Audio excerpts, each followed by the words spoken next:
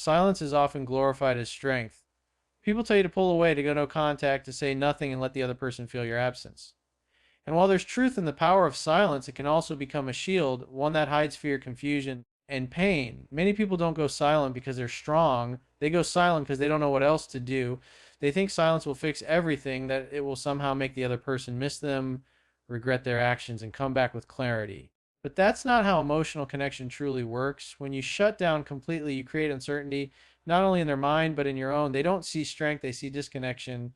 Silence, when used out of hurt or pride, doesn't inspire attraction, it breeds confusion. You start thinking you're playing it cool, but in reality, you might just be avoiding the uncomfortable truth that you're scared to be vulnerable again. You don't want to say the wrong thing. You don't want to look weak, and so you choose silence. But here's the truth: silence without intention is not strength. It's avoidance dressed up as self control. Strength doesn't come from ignoring someone, it comes from understanding yourself so deeply that you can express your thoughts without fear of rejection. It's about knowing that you can communicate your truth calmly without needing a specific reaction from them. When you use silence as a weapon, it pushes them away. But when you use space to find peace and understanding, you come back with clarity, and that changes everything. If you've gone silent to prove a point, ask yourself what that point really is. Are you trying to teach them a lesson? Or are you afraid to face how you really feel? When you stop communicating out of ego or pain, you build walls that even you can't climb back over. Sometimes the very silence you use to protect yourself becomes the barrier that ends everything. You can't build connection through avoidance. You can't create closeness through absence alone. Healthy silence is different. Healthy silence is about taking time to think, to breathe, to let your emotions settle before you respond. It's not about disappearing, it's about rebalancing yourself. That kind of silence builds respect, the kind where you pull back to gain perspective, not to punish or manipulate. But if your silence is driven by pride or fear, it's no longer a tool, it's a trap. And while you think they're missing you, they might just be learning to live without you. If you truly want them to come back, don't confuse distance with strength. Sometimes the strongest thing you can do is to communicate with calmness, not hide behind quiet walls. Real strength is facing your emotions, not running from them. Because silence might make them wonder where you are, but communication makes them remember why they cared. Attraction has always been a dance of energy, a rhythm between closeness and space, between showing interest and stepping back. It's a pull and push dynamic that keeps things alive, exciting, and emotionally balanced. But when one side goes completely silent, the rhythm stops. The connection that once had flowed suddenly feels blocked. You see, relationships are built on a natural exchange, communication, energy, and emotional presence.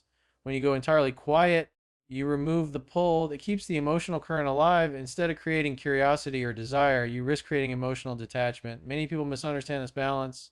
They think that if they stop reaching out altogether, the other person will suddenly realize what they lost.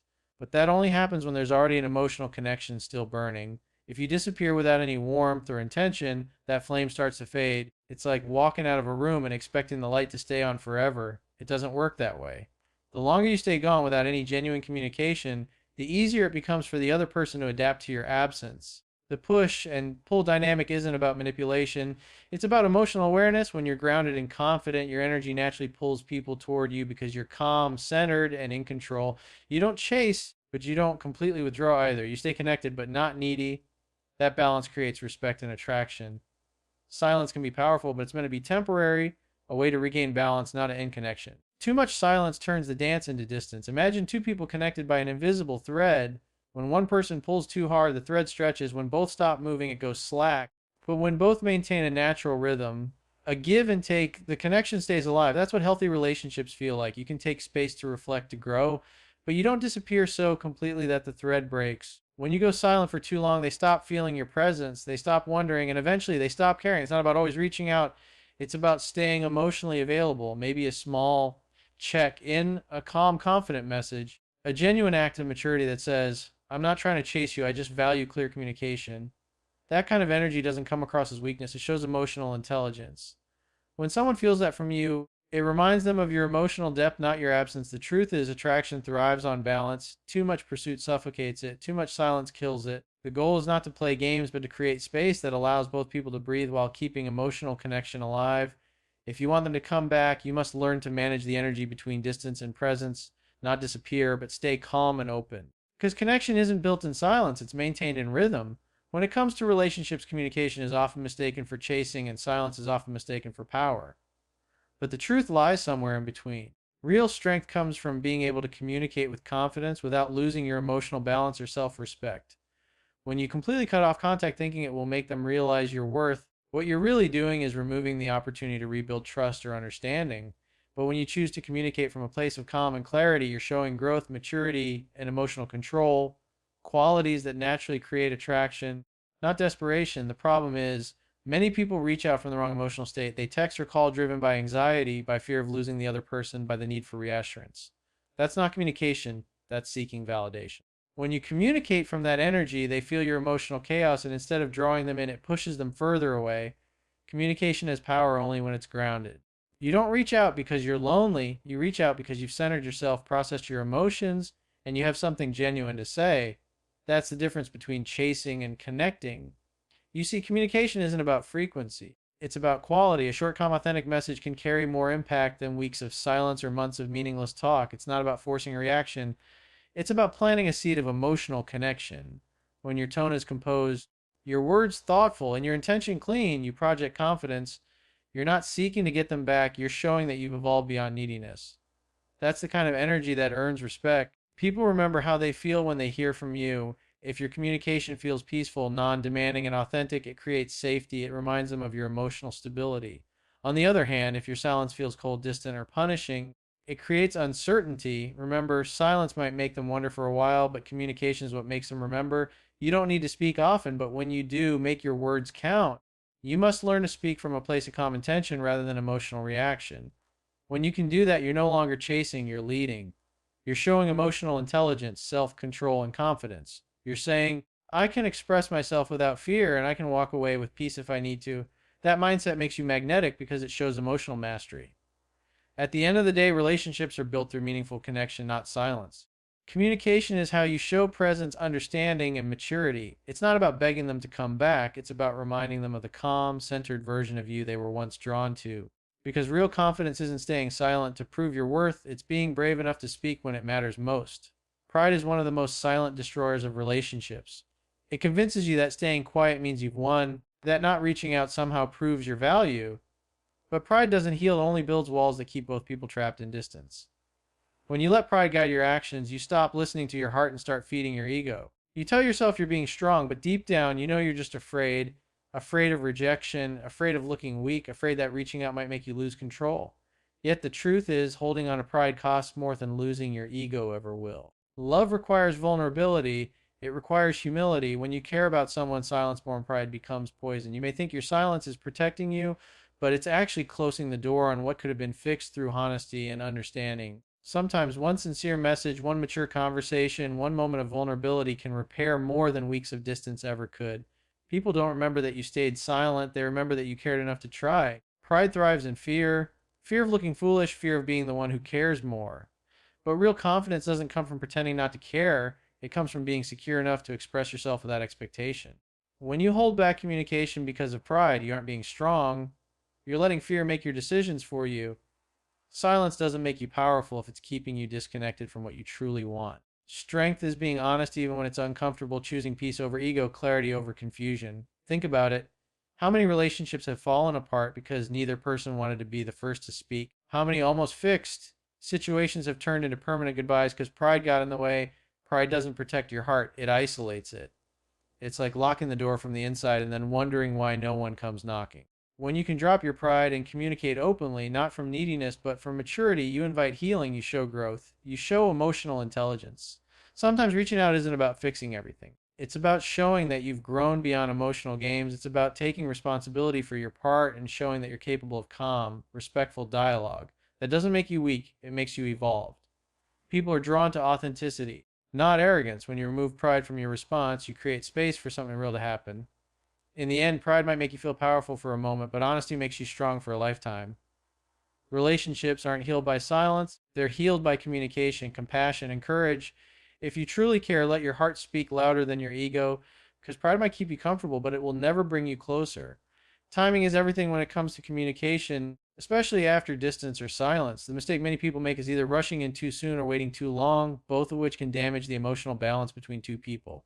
Reaching out too early often comes from anxiety, the need to fix things, to hear something reassuring to fill the silence. But waiting endlessly, thinking that silence alone will create attraction, often makes the connection fade. The truth lies in emotional awareness, knowing when the energy feels calm, when both sides have had time to breathe and when your words can carry the right weight. When emotions are high, conversations become battles instead of bridges. That's why the timing of communication is so important. If you speak when you're still hurt or angry, your tone will reflect that. You'll say things to defend yourself rather than connect. But when you take time to understand your emotions first, your communication shifts from reaction to intention. You're no longer trying to prove a point or control the outcome. You're simply expressing truth with clarity and peace. That's the kind of message that resonates deeply. Knowing when to reach out isn't about counting days or playing psychological games. It's about feeling emotionally ready when you can speak without resentment and listen without defensiveness. That's when your communication becomes magnetic. People can feel the difference when you reach out not from fear of losing them, but from a place of self assurance. When your energy is calm, your presence feels different. You don't have to say much, your composure speaks for itself. And just as timing matters, so that's what you say. Most people overcomplicate communication. They write long, emotional messages or try to force closure, but real power lies in simplicity. A short, sincere message delivered with calm energy can do more than 1,000 emotional words ever could. Something like, "Hey, I hope you're doing well. I've had some time to think, and I just wanted to reach out without any expectations," carries honesty without pressure. It shows maturity and growth, and that kind of energy stands out because it's rare. When you speak from that space, you're showing that you're no longer driven by ego or emotion. You've processed your feelings and can express them without fear. That creates trust. It shows emotional control, and that's attractive. People remember calm energy, they're drawn to peace. You're not begging for attention or trying to manipulate the outcome. You're showing leadership and emotional maturity. It's not about forcing communication or waiting for the perfect moment. It's about creating it. The right time is when you're no longer seeking a specific reaction, but simply speaking from a place of truth. That's when your words hold the most power. Because when you can express yourself calmly, clearly, and confidently, your timing becomes perfect, not by chance, but by choice. Real connection isn't built through silence, it's built through understanding, honesty, and emotional clarity. Silence can create space, yes. It can give both people time to think, to cool off, and to see things from a different perspective. But silence alone doesn't fix what's broken. If anything, it can make both people drift further apart, each one creating their own story about what happened. Misunderstandings grow in the spaces where words are missing. And before long, what could have been healed with one real conversation turns into a permanent wall between two people who once cared deeply for each other.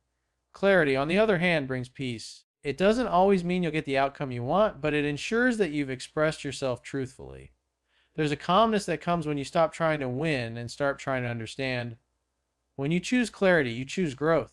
You stop operating from ego and start speaking from your heart, not to control, not to chase, but to be authentic. And that kind of authenticity is powerful because it can't be faked. People feel it. They feel the difference between someone reaching out from fear and someone reaching out from peace. When you communicate clearly, you show maturity. You show that you're not afraid of honesty, even if it's uncomfortable. You're not hiding behind pride or pretending to be indifferent. You're grounded enough to face whatever truth comes your way, whether it's reconciliation or closure. And that emotional steadiness is what truly earns respect.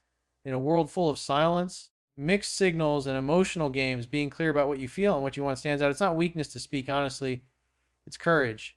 People often think that by staying silent, they'll appear mysterious or strong, but the truth is, the strongest people are the ones who can be transparent without losing composure. They can say what they mean without pushing too hard, and they can accept the response without letting it define them. That's what emotional mastery looks like. When you communicate with clarity, you're not just trying to fix the relationship, you're showing that you've evolved beyond fear based behavior. Clarity doesn't mean over explaining or chasing, it means saying what needs to be said once calmly and then allowing things to unfold naturally. You give space, but you also give understanding. That balance between peace and presence is what keeps the emotional connection alive. People may forget your words, but they never forget how your clarity made them feel safe, respected, and seen. If you truly want someone to come back, don't rely on silence to do the work for you. Rely on calmness, honesty, and emotional intelligence. Speak your truth, then let go. Because real love doesn't thrive in confusion, it grows in clarity. And sometimes that one moment of truth is all it takes to turn distance into reconnection.